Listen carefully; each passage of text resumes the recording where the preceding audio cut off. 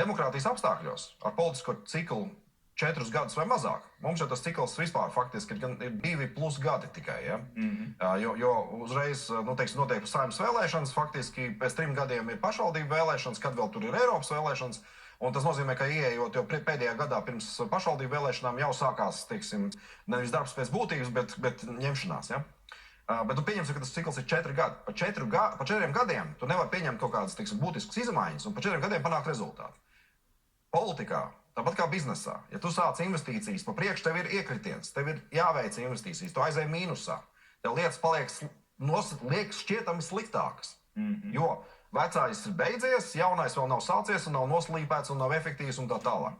Līdz ar to nekāda attīstība nav iespējama, ja tu pārvietojies no vēlēšanām uz vēlēšanām, ja nav politiskas izpratnes par ko mēs gribam izdarīt, kā valsts kopumā, kā sabiedrība un arī kā politika, ja, teiksim, un mēs pārvietojamies no grāva grāvī. Un tas ir Latvijas stāsts, principā, šobrīd. Igaunijas stāsts un Lietuvas stāsts. Igaunija zināja, ko viņi grib izdarīt, teiksim, pirmos 20 gadus vai vairāk un gāja un ļoti labi attīstījās.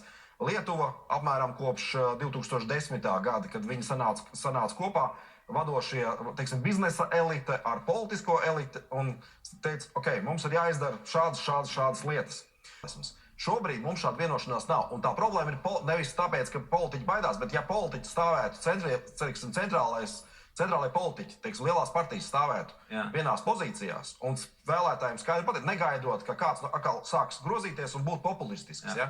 Tur margināli tie populisti, lai ņemās. Centram ir jāpasaka, kur mēs iesim, un tad, kā Lietuvā, pēc 10 gadiem, teiksim, vairāk kā pēc viena cikla, pēc 2 cikliem, principā, sāk iestāties uzlabojums, un tad jau jūs saka, jā, mēs tā gribējām no paša sākuma.